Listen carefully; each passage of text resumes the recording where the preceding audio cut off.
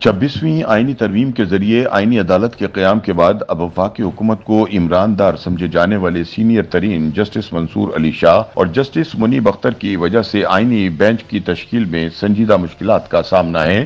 اس کی بنیادی وجہ یہ ہے کہ پہلا انتظامی قدم اٹھاتے ہوئے نئے چیف جسٹس یحییٰ آفریدی نے supreme court practice and procedure act 2023 کے تحت قائم کردہ کمیٹی کی تشکیل نو کر دی ہے۔ یحییٰ آفریدی نے اپنی سربراہی میں نئی تشکیل کردہ 3 رکنی کمیٹی میں جسٹس سید منصور علی شاہ اور جسٹس منیب اختر کو بحیثیت اراکین شامل کرتے ہوئے سابق چیف جسٹس قاضی فائز عیسیٰ کی چوائس جسٹس امین الدین خان کو کمیٹی سے باہر کر دیا ہے، جس کا رجسٹرار سپریم کورٹ کی جانب سے باقاعدہ نوٹیفیکیشن بھی جاری کر دیا گیا ہے۔ یاد رہے کہ اس سے قبل Syed justice Mansoor Ali Shah practice and procedure committee کے خلاف تھے، لیکن اب وہ اسی کمیٹی کے رکن ہیں، جس کے بعد سوالات ابھر رہے ہیں کہ آخر کیا وجہ ہے کہ منصور علی شاہ مخالفت کرنے کے بعد اس کے رکن بن گئے ہیں۔ ایسے میں حکومت کے لیے آئینی پیکج کی تشکیل میں اپنی مرضی کرنا مشکل ہوگا۔ اس کی بنیادی وجہ یہ ہے کہ 26ویں آئینی ترمیم کے مطابق سپریم کورٹ کے 3 سینئر ترین جج بھی 5 رکنی آئینی عدالت کا حصہ ہوں گے۔ نیب کے سابق اسپیشل پروسیکیوٹر اور ایڈوکیٹ عمران شفیق کا کہنا ہے کہ جسٹس منصور علی شاہ کا اگر کوئی اصول ہوتا تو وہ ججز کمیٹی کا حصہ نہ بنتے، جس کی وہ مخالفت کرتے رہے ہیں۔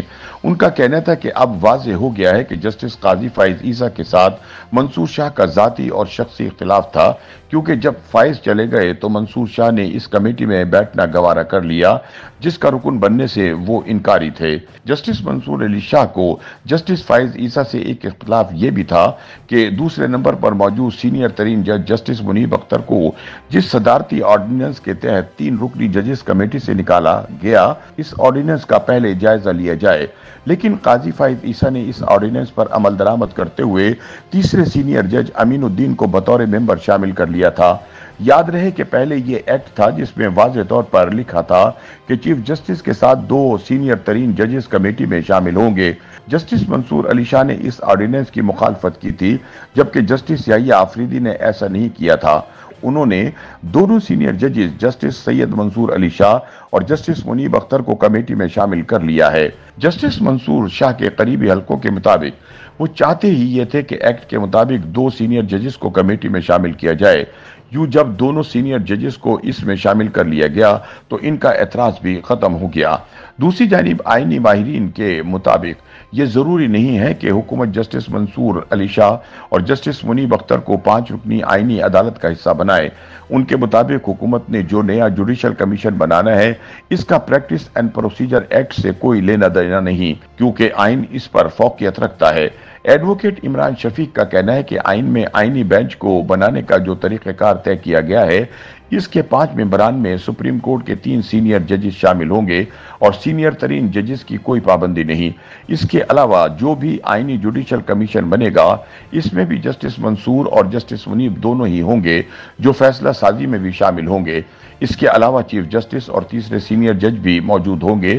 اب اس میں ایک ابہام یہ ہے کہ اس میں ایک چوتھا ممبر بھی لکھا ہوا ہے، جو آئینی بینچ کا سربراہ ہوگا اور وہ بھی ممبر ہوگا۔ یہ ممبر اس وقت تک تعینات نہیں ہو سکتا جب تک جوڈیشل کمیشن کا اجلاس نہ ہو جائے۔ جب یہ اجلاس ہوگا تبھی آئینی بینچ کا سربراہ بنے گا۔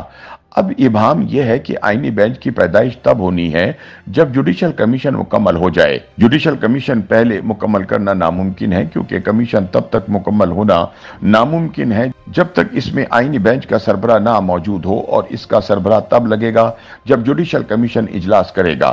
اب یہ مرغی انڈا پہلے دے گی یا انڈے سے مرغی کی پیدائش ہوگی، یہ صورتحال پیدا ہو چکی ہے۔ عمران شفیق ایڈوکیٹ کے مطابق اس میں ایک کلاز یہ بھی ہے کہ کسی نشست کے فل نہ ہونے کی وجہ سے کمیشن کی پروسیڈنگ نہیں ہوگی۔ اس سے یہ بھی واضح ہوتا ہے کہ اگر سربراہ نہ بھی ہوا تو اجلاس میں 13 میں سے 12 ممبر بیٹھے ہوں تو وہ سب سے پہلا کام یہی کریں گے کہ آئینی بینچ کے سربراہ کا تعین کریں گے۔ اس کے بعد پروسیجر مکمل ہو جائے گا۔ آئینی بینچ میں وہ لوگ آئیں گے جو جوڈیشل کمیشن لگائے گا، جبکہ سپریم کورٹ کے معاملات پریکٹس اینڈ پروسیجر ایکٹ طے کرے گا۔ एक सवाल पर उनका कहना था कि जुडिशल कमीशन बनाने में हुकूमत को मुश्किलात होंगी, क्योंकि 6 वोट तो हुकूमत के पास हैं, जबकि 4 वोट खिलाफ हैं। बाकी जो 2 वोट रह जाते हैं, इसमें 1 vote chief justice of Pakistan का होगा, जबकि 1 वोट चौथे कमीशन में मौजूद जज का होगा। ऐसे में अगर चीफ जस्टिस हुकूमत के साथ जाते हैं तो ठीक है, लेकिन अगर वो जजेस के साथ चलते हैं तो मामला बराबर होते हुए भी नजर आते हैं। लेकिन मजमूई तौर पर बात की जाए तो हुकूमत मुश्किल के बावजूद यहां से भी निकल जाएगी, यानी एक आध वोट से हुकूमत की मर्जी से ही आईनी पैकेज बनेंगे, जिसमें सबसे अहम किरदार पाकिस्तान बार काउंसिल का नुमाइंदा अदा करेगा। YouTube पर गूगली न्यूज देखने के लिए youtube.com की सर्च बार में गूगली न्यूज टीवी टाइप करें। गूगली न्यूज के पेज पर सुर्ख रंग के सब्सक्रिप्शन वाले बटन पर क्लिक करना ना भूलिए। YouTube पेज पर अपलोड होने वाली वीडियोस से बाखबर रहने के लिए बेल आइकन पर क्लिक कीजिए। आपको हर नई वीडियो के बारे में नोटिफिकेशन मौसूल हो जाएगा।